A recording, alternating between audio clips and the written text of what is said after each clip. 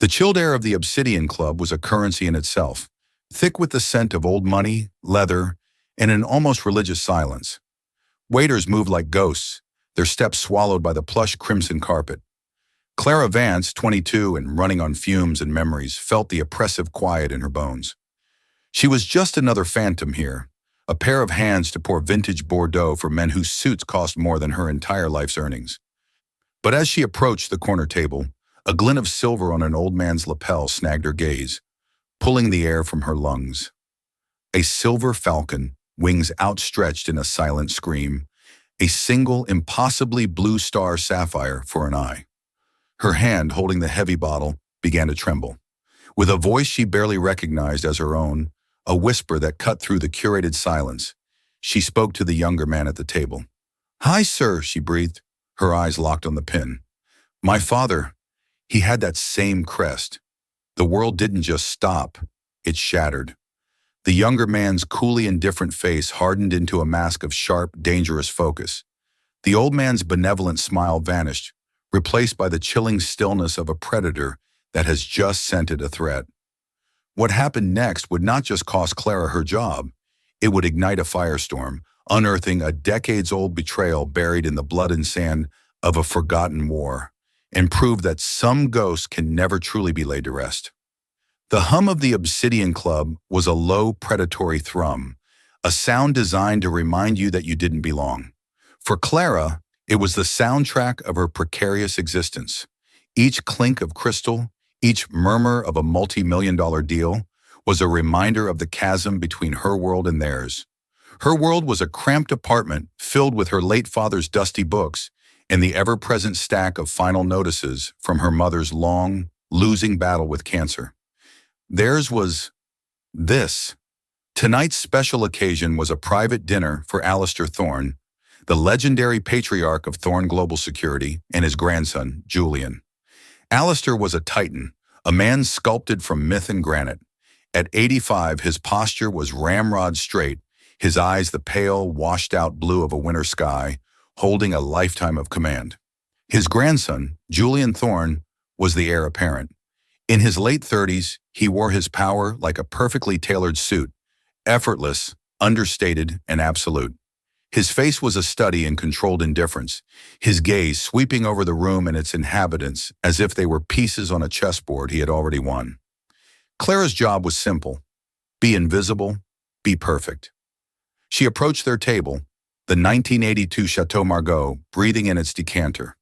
As she began the pour for Julian, her focus was on the ritual, the angle of the bottle, the steady stream of dark liquid, the silent retreat. But then she moved to the elder Thorne, and the light from the overhead sconce caught the silver pin on his lapel. It wasn't just a pin, it was a piece of her soul. A silver falcon, wings spread, its talons ready, and the eye, a star sapphire that seemed to absorb the light and hold it captive.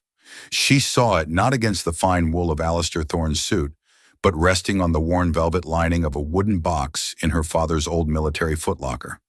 It was his most sacred possession. Captain Michael Vance's only tangible link to a part of his life he never spoke of.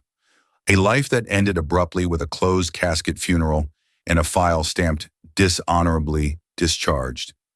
The memory was so potent, so visceral, that the world around her dissolved. The bottle in her hand tilted precariously. A single drop of crimson wine splashed onto the pristine white tablecloth, a small, shocking wound on the perfect linen.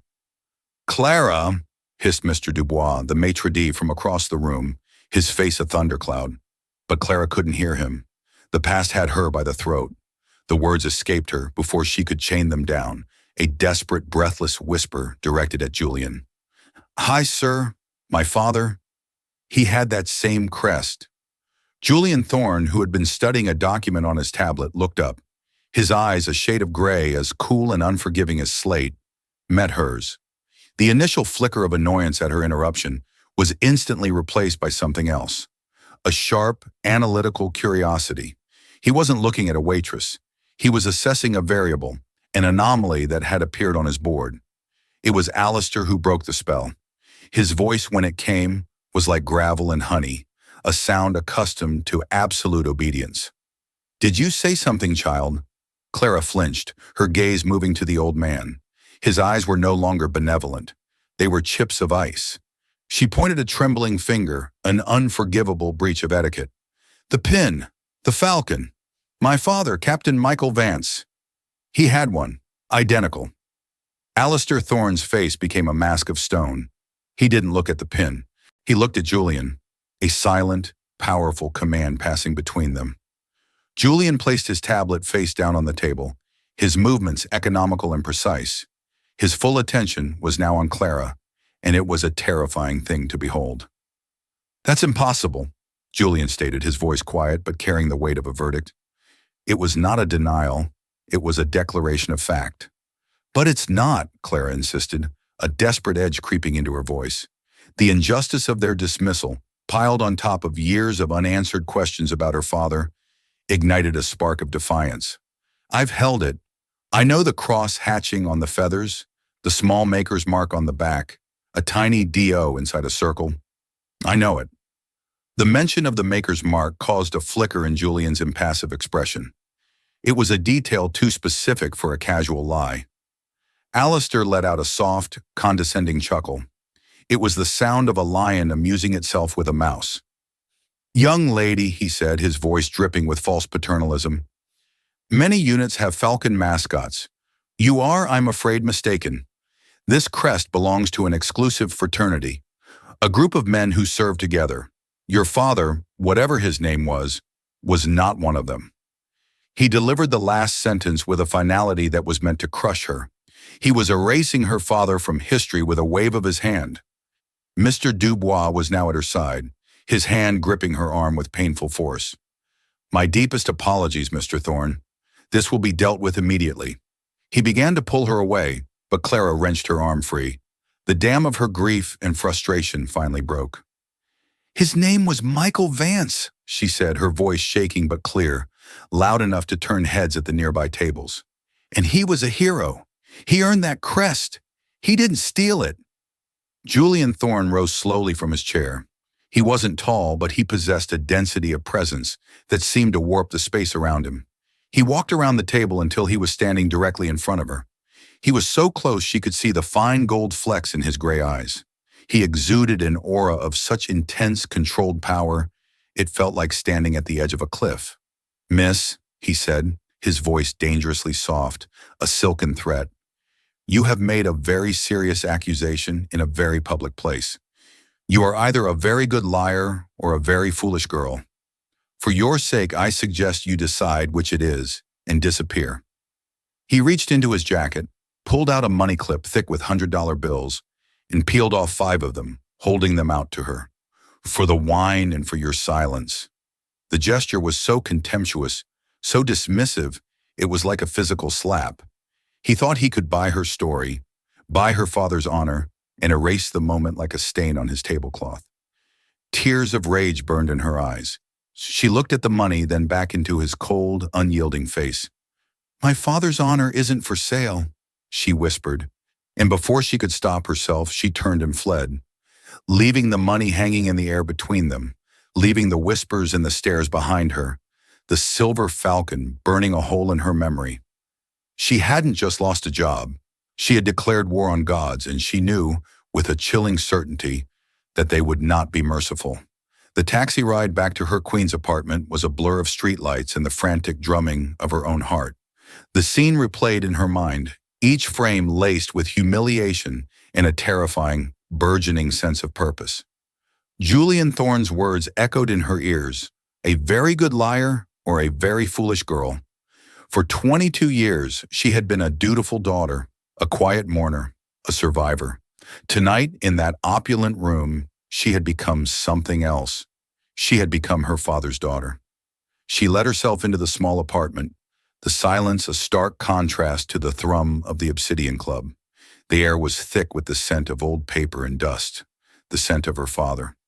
She went directly to the closet and pulled out the heavy, olive-drab footlocker that had sat in the corner of her life for as long as she could remember. With trembling hands, she lifted the lid. Inside was the curated wreckage of her father's life, neatly bundled letters from her mother, a worn copy of The Odyssey, a service uniform folded with military precision, and at the very top a small, dark mahogany box. She opened it. There on a bed of faded black velvet lay the crest, the silver falcon. It was identical to the one on Alistair Thorne's lapel. She picked it up, the cool metal a familiar weight in her palm. She turned it over, and there, just as she told them, was the tiny, almost invisible maker's mark, D.O. inside a perfect circle. This was not a copy. It was real. Her father, in the years after his discharge, had become a recluse, a quiet, broken man who channeled his energy into a single, obsessive hobby, historical archiving. He had taught her everything. How to read faded script, how to cross-reference military records, how to find the story hidden between the lines of official reports. "History is written by the victors, Clara," he'd told her once, his voice heavy with unspoken pain. "But the truth is buried in the details. You just have to know how to dig." She had been digging through her grief since he died. Now she would dig for him. She spent the rest of the night with the contents of the footlocker spread across her floor. It wasn't just a collection of mementos. It was an archivist's cache. Beneath a false bottom her father had constructed lay his personal journals, dozens of them, filled with his tight, precise handwriting. There were maps marked with cryptic symbols, photographs with names and dates on the back, and a single sealed manila envelope labeled simply Talon. She opened it. Inside was a single group photograph. A dozen young men in unmarked fatigues standing in front of a helicopter in some sun-blasted, anonymous desert. They were all hard-faced and young, ghosts from another era. She scanned their faces, and her breath caught. There was her father looking impossibly young and vital. And standing next to him, a hand on his shoulder, was a man whose face she now recognized from countless magazine covers and news reports. A young, fiercely ambitious Alistair Thorne. So they did know each other. Alistair's denial had been a blatant lie. Clara's blood ran cold. This wasn't a mistake. This was a cover-up.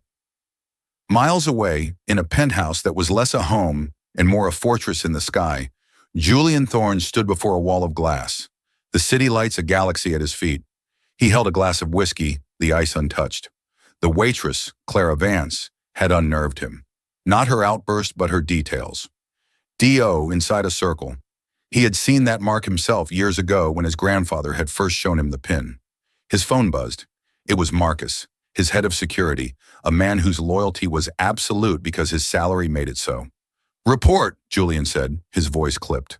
"Clara Vance, age 22. Orphan." Marcus's voice was a dispassionate monotone. "Mother died of cancer 18 months ago, leaving significant medical debt. Father was Captain Michael Vance, U.S. Army. Died 10 years ago. Ruled a suicide." There was a pause. "Here's where it gets interesting, sir. According to his sealed military record, which wasn't easy to access, Captain Vance was dishonorably discharged 3 weeks before his death. The charge, cowardice in the face of the enemy and dereliction of duty during a classified operation." Julian stared out at the city, the information settling like ice in his gut. A hero's crest on the chest of a disgraced coward. It didn't add up. His grandfather was the embodiment of honor. The story of Task Force Talon, the unofficial name for their elite unit, was the foundational myth of the Thorne family. A small band of brothers, the best of the best, led by the heroic Alistair Thorne, performing impossible missions in the shadows. "Anything else?" Julian asked. "Just one thing. Vance wasn't career military.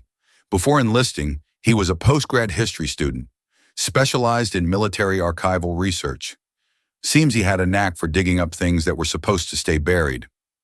Julian hung up.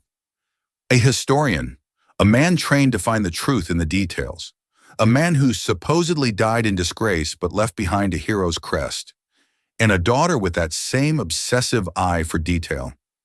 He had dismissed her as a fool or a liar. But a third possibility was beginning to emerge, one that was far more dangerous, that she was telling the truth. And if she was, then the entire legacy of the Thorne family, the very foundation upon which his own life was built, was a lie. He walked over to a steel-lined safe hidden behind a minimalist painting and pulled out a box identical to Clara's. He opened it and looked at his own falcon crest, the one his grandfather had given him when he came of age. He turned it over. The D.O. was there, faint and undeniable. He had to see her again, not to threaten her, but to understand what she knew. The next evening, he wasn't waiting in a chauffeured town car. He was standing in the shadows across the street from her walk-up apartment building in Queens, a place so removed from his own reality it might as well have been on another planet. He watched her get home from a new job, a double shift at a bustling diner. Her shoulders slumped with exhaustion. He approached her as she fumbled with her keys. "Miss Vance." Clara spun around, her eyes wide with fear that quickly hardened into defiance. She clutched her keys like a weapon. "What do you want?" "The truth," Julian said, his voice stripped of its earlier arrogance. "You said your father earned that crest. The official record says he was a coward." "The official record is a lie," she shot back, her voice low and fierce. "Written by men like your grandfather to protect themselves." "Prove it." It wasn't a challenge this time. It was a plea. Clara stared at him for a long moment, searching his face. She saw not a threat, but a man wrestling with a crack in his own certainty. She made a decision. "Come inside," she said, unlocking the door. "I'll show you what the official record left out." Her apartment was a war room. The floor was a mosaic of her father's life, journals, maps, photos. It was the antithesis of Julian's sterile, orderly world. It was messy, human, and saturated with a singular purpose. She picked up one of the journals. "My father never stopped being a historian," she said, her voice filled with a quiet pride. "He documented everything. This is his account of his last mission with Task Force Talon, or Operation Desert Serpent." She opened the journal to a marked page. The entry was dated 2 days before the incident that led to his discharge. Julian read the elegant, disciplined script. It described a village, a supposed enemy stronghold that upon arrival they found to be filled with civilians, old men, women, children. Her father wrote of his unease, of arguing with his commanding officer. "Who was his CO?" Julian asked, though he already knew the answer. "Alistair Thorne," Clara said, her eyes boring into his. "My father writes that Thorne had bad intelligence and was unwilling to admit it. He wanted to level the village anyway to complete the mission objective. My father refused the order. He said it was a war crime." Julian read on, his blood turning to ice. The next entry was frantic, written in a shakier hand. It described Alistair relieving her father of command, of a firefight that broke out under suspicious circumstances, and of her father smuggling a family, a mother and her 2 small children, out of the village before the main assault began. "He saved them," Clara whispered, "and for that, your grandfather branded him a coward who deserted his post. He fabricated the entire story to cover up his own monstrous mistake." Julian looked up from the journal, his face pale. The narrative was so detailed, so filled with tactical specifics and emotional weight, that it had the undeniable ring of truth, but it was still one man's word against a legend. "This is his journal," Julian said, his voice strained. "It's not proof." "Then look at this," Clara said, handing him the group photograph. "Turn it over." On the back, her father had written the names of every man in the picture. He had circled one face, a young man with a haunted look in his eyes. The name written beneath it was David O'Connell. "Find him," Clara said, her voice a quiet command. "My father wrote in his journal that O'Connell saw everything. He was Thorne's radio operator. He heard the orders. He saw my father save that family. They silenced my father. But maybe they didn't silence everyone." Julian stared at the face in the photograph. David O'Connell. The name resonated with him, but he couldn't place it. And then his eyes drifted to the maker's mark on the back of his own crest. The tiny letters. D.O. David O'Connell. The crest wasn't just a symbol of the unit. It was a tribute to its creator, a man who had seen the truth. The key to everything wasn't just a witness. He was the artisan who had forged the very symbol of honor that Alistair Thorne had so profoundly desecrated. The search for David O'Connell became a silent, obsessive quest for Julian. Official channels were a dead end. The man's records were sealed even tighter than Vance's. It was as if he had ceased to exist after Operation Desert Serpent. Julian unleashed the full, terrifying power of Thorn Global's private intelligence network, turning its invasive tools inward, searching for a ghost within his own family's history. The resistance he met was immediate and formidable. Digital firewalls, inexplicably corrupted files, and quiet, firm warnings from board members loyal to his grandfather. It was like the corporation itself had an immune system, and he was the virus. The pushback confirmed his fears. This wasn't just a forgotten secret, it was an actively managed one. He finally got a hit not through a database, but through an old accounting ledger from one of Thorn Global's charitable foundations. For 30 years, a monthly stipend had been paid to a holding company that owned a single isolated property in rural Montana. The payments were authorized by Alistair himself, coded under legacy pension. There was no employee file attached, just a name, O'Connell. Meanwhile, Clara was conducting her own investigation, using her father's methods. She wasn't looking for a man, she was looking for a craftsman. She spent hours in the library's archives, poring over obscure journals on military heraldry and private commissions. She learned that the DO mark belonged to a brilliant, reclusive artisan named Daniel Owen, renowned in niche circles for his intricate metalwork in the 70s and 80s. His work suddenly stopped in the early 90s, the same time Task Force Talon was officially and quietly disbanded. The name was different, but the initials were the same. It was a long shot, but it was all she had. When Julian came to her with the Montana address, she showed him her own findings.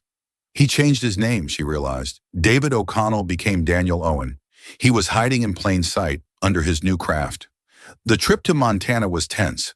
A private jet deposited them in a small regional airport. The silence and vast emptiness of the landscape, a stark contrast to the claustrophobia of their search. They drove a rental SUV for hours, following a GPS coordinate that led them down dirt roads and into the heart of the wilderness.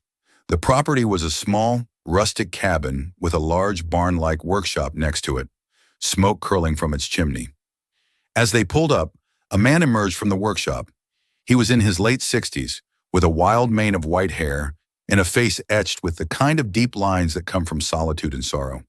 He held a heavy blacksmith's hammer in one hand, and his eyes, though faded, were sharp and wary. "That's far enough," he called out, his voice rusty from disuse. Julian got out of the car, holding his hands up in a placating gesture. "Daniel Owen? My name is Julian Thorn." The man's face darkened at the name. He hefted the hammer. "I've got nothing to say to a Thorn. Get off my land before I make you." It was Clara who stepped forward, holding her father's crest in her open palm. "We're not here to threaten you," she said, her voice steady. "We're here because of this. We're here because of Captain Michael Vance." The man's eyes locked on the Silver Falcon. The fight seemed to drain out of him, replaced by a profound, ancient grief. He stared at Clara, his gaze intense. "You have his eyes," he whispered. He lowered the hammer. "You'd better come inside." The cabin was sparse but clean, the walls lined with books and intricate metal sculptures, falcons, eagles, wolves. Daniel Owen, David O'Connell, poured them coffee, his hands shaking slightly. For hours he spoke, and the final, horrifying pieces of the story clicked into place. "We all looked up to Thorn," he began, his voice raspy. "He was charismatic, fearless. We would have followed him into hell, and that day we did." He confirmed everything in Michael Vance's journal. The bad intel, the village of civilians, the argument, but he added a new layer of horror. "It wasn't a mistake," O'Connell said, his voice dropping to a near whisper. "The intel wasn't bad. It was deliberate. We intercepted a communication a week earlier. A rival corporation was closing a deal with the local government for mineral rights in that valley, a deal Thorn wanted. The raid wasn't a military objective. It was corporate sabotage disguised as a counterterrorism op. He was going to wipe that village off the map to void the contract." Julian felt sick. This wasn't a war crime committed in the heat of battle. It was a premeditated massacre for profit. "Mike, Captain Vance, he figured it out," O'Connell continued. "He was too smart. He confronted Thorn, threatened to expose him.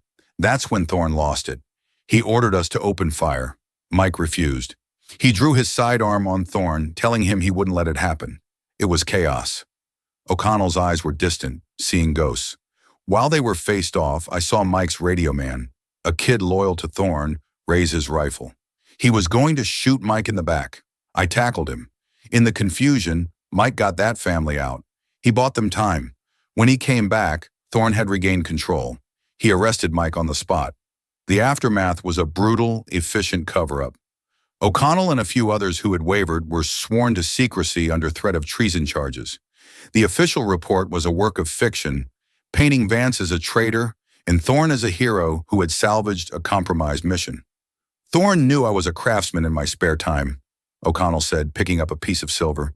Before that last mission, he'd commissioned me to design a unit crest, the Falcon. It was supposed to be a symbol of our brotherhood. He laughed, a bitter, broken sound. After they railroaded Mike, Thorne had the gall to come to me.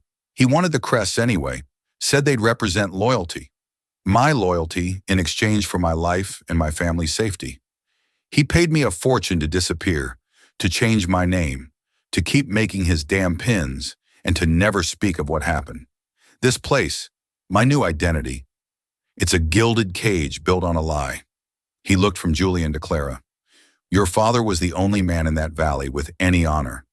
He saved my life when he saved those children, because if I had been part of that, I couldn't have lived with myself. Alistair Thorne didn't just steal your father's reputation. He stole his life, and he stole our souls to pay for it.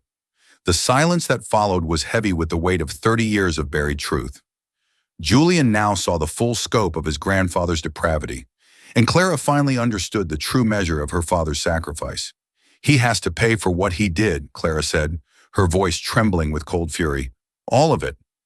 Julian looked at O'Connell, then at Clara. The path forward was terrifying. To expose his grandfather would be to destroy his own family, his own company, his own name. But to remain silent would be to become complicit in the lie. He took out his own falcon crest and placed it on the table next to Clara's. Yes, he said, his voice resonating with a newfound steely resolve. He does.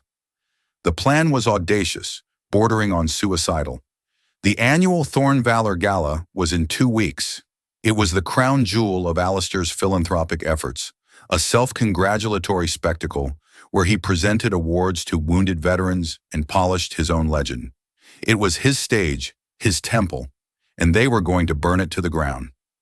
The days leading up to the gala were a blur of clandestine activity. Julian used his authority to quietly access Thorne Global's deepest archives, unearthing the damning financial records that corroborated O'Connell's story, proof of payments to shell corporations linked to the foreign mineral rights. The crystalline chandeliers of the Pierre Hotel did not so much illuminate the grand ballroom as they consecrated it. They cast a hallowed, forgiving light upon the assembled congregation of power, the senators, the generals, the titans of industry, all gathered to worship at the altar of Alistair Thorne. Clara, draped in a simple black sheath dress that felt both like armor and a shroud, stood beside Julian in the shadowed alcove near the main entrance. The air was a suffocating blend of expensive perfume, aged whiskey, and the cloying sweetness of self-congratulation. Every laugh felt like a desecration of her father's memory. Her heart was not hammering. It was a cold, dense stone in her chest, a weight she had carried for a decade and was, tonight, finally ready to set down.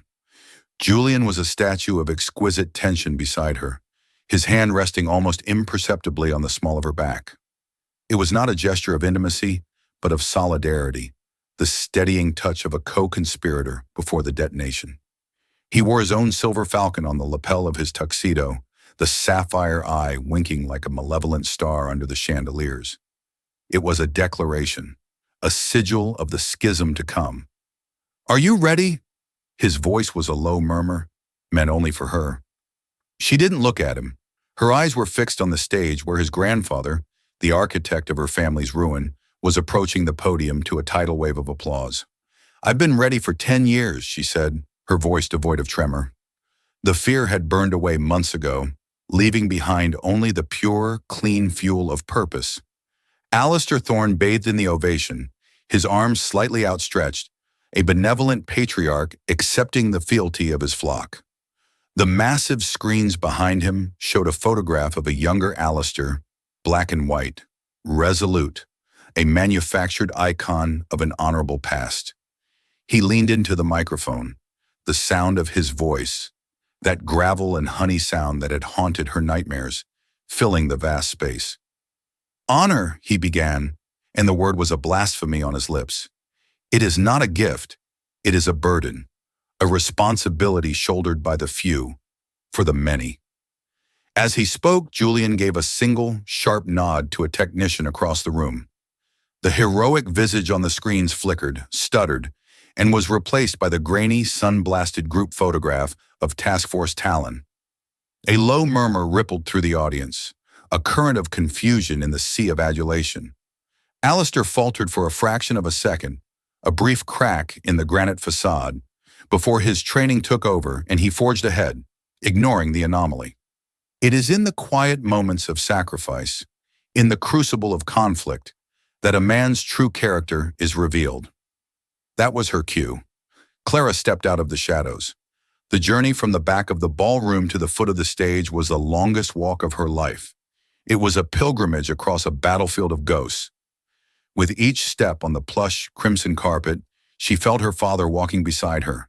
She saw the faces in the crowd turn towards her, their expressions shifting from rapt attention to mild curiosity, then to annoyance at the interruption.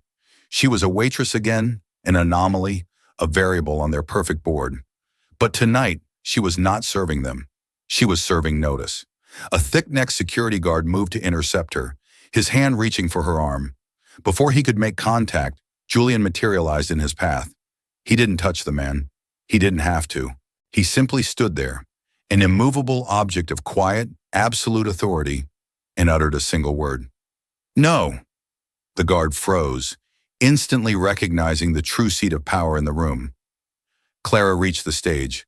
She looked up at Alistair, the man who was both a legend and a murderer, a god and a ghoul. His face, magnified 20 feet high on the screens, was a mask of incandescent rage, struggling against a lifetime of practiced composure. She raised the small, powerful microphone Julian had given her. Her voice, when it came, was not a shout. It was a clear, cold blade that sliced through the room's opulent hum. "You know nothing of honor, Alistair Thorne." A collective, sharp intake of breath, 1,000 gasps woven into one. The silence that followed was absolute, a vacuum. Alistair's benevolent mask shattered, revealing the snarling predator beneath. "Who is this woman?" he roared into his microphone, his voice a distorted crackle of fury. "Security! Remove her immediately!" "Her name!" Julian's voice cut through the rising chaos, sharp and definitive as he came to stand beside Clara, a general joining his soldier on the front line. "Is Clara Vance. She is the daughter of Captain Michael Vance, a man whose name you are not worthy to speak." The screens behind Alistair flickered again. A high-resolution image of a page from her father's journal appeared, his elegant, disciplined script stark against the vellum. "AT confirmed the order. Level the village. Erase the asset. Civilian presence is irrelevant." Next to it flashed a scanned financial ledger, a damning transfer of funds from a Thorne Global Shell Corporation to an offshore account linked to the mineral rights deal, dated 72 hours before Operation Desert Serpent.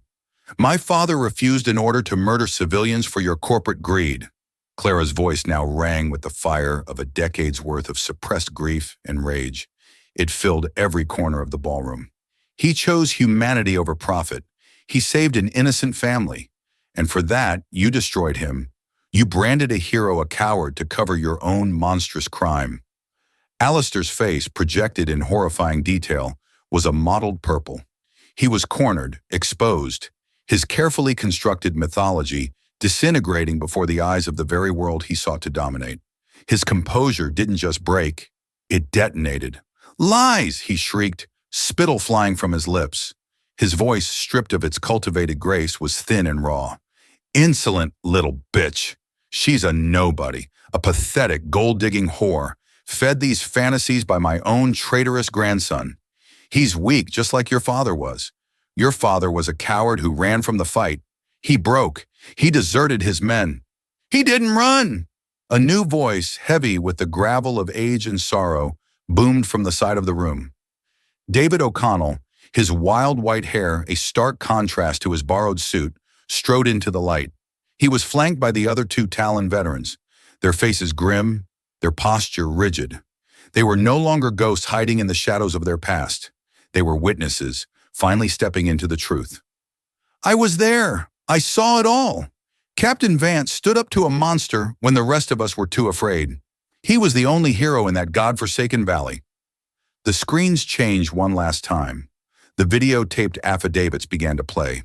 The weary, haunted faces of the two veterans, speaking in quiet, unshakable tones, corroborating every detail, their words weaving a tapestry of truth that completely unraveled Alistair's life's work. The ballroom descended into chaos. The sacred space was now a crime scene. Phones were out, recording, broadcasting.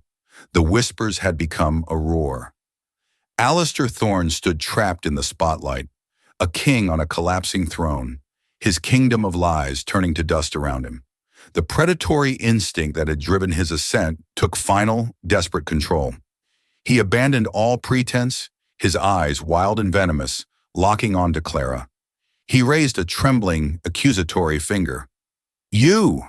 His voice was a piercing, venomous hiss that somehow cut through the din. "You think you've won? You are nothing, a speck. Your father was a footnote I chose to erase. I built an empire that will stand 1,000 years after your pathetic name is forgotten. I am Alistair Thorne. I will crush you. I will obliterate your memory just like I obliterated his." The confession, raw, primal, and absolute, hung in the sudden, shocking silence that followed his tirade. In the inferno of his own hubris, he had immolated himself.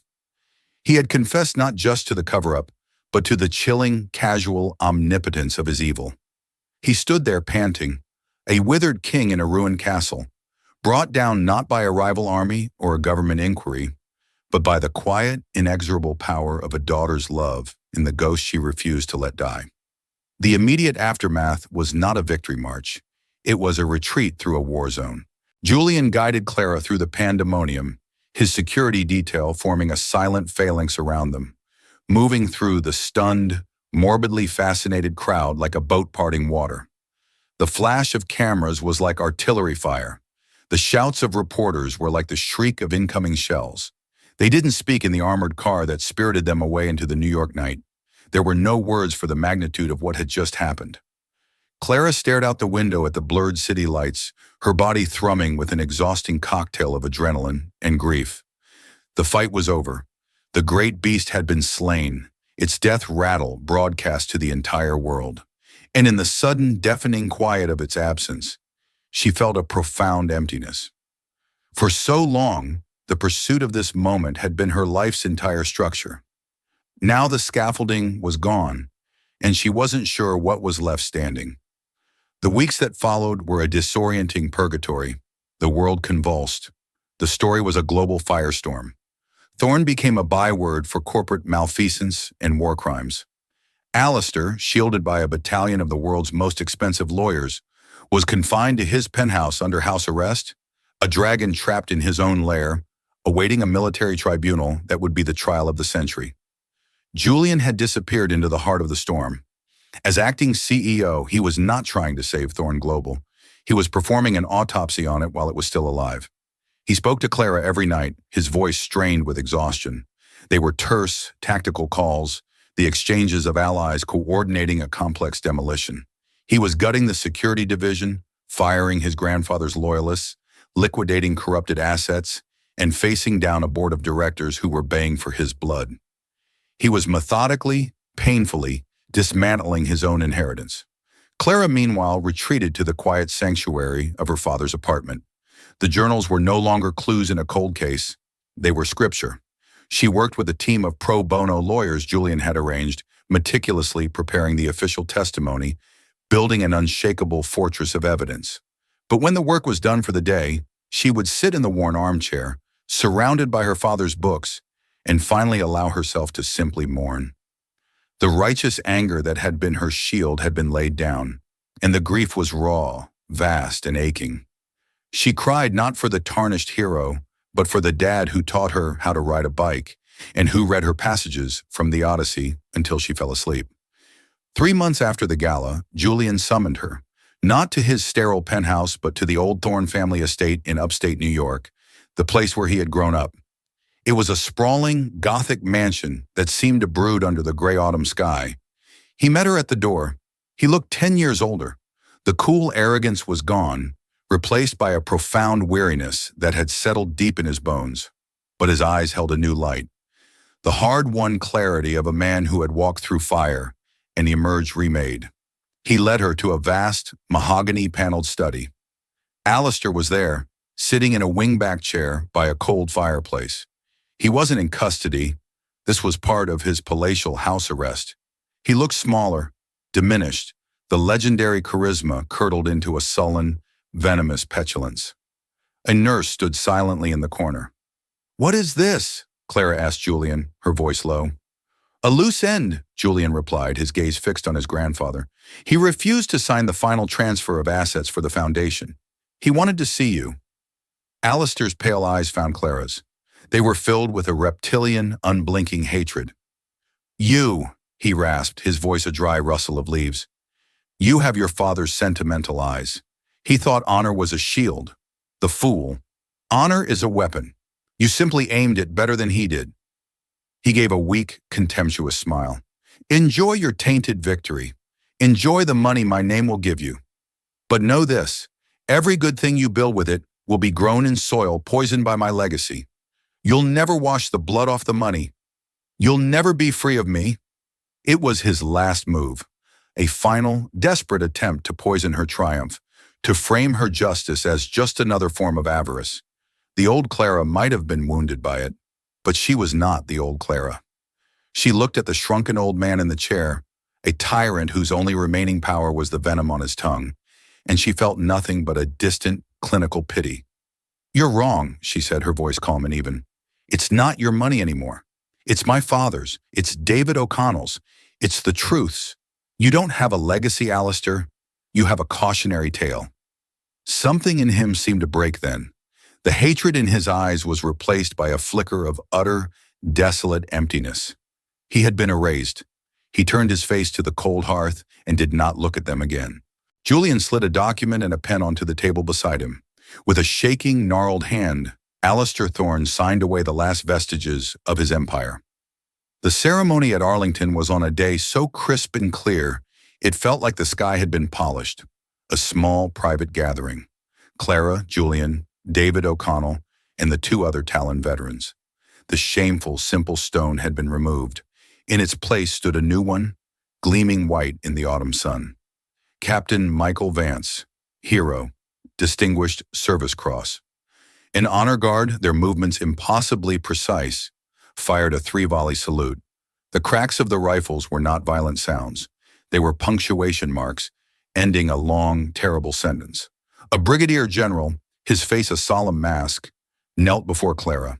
He presented her with her father's posthumously awarded medal and the American flag from his new coffin, folded into a tight, perfect triangle. Clara accepted them. The weight of the medal in her palm was immense, a small, cold concentration of 30 years of pain and vindication.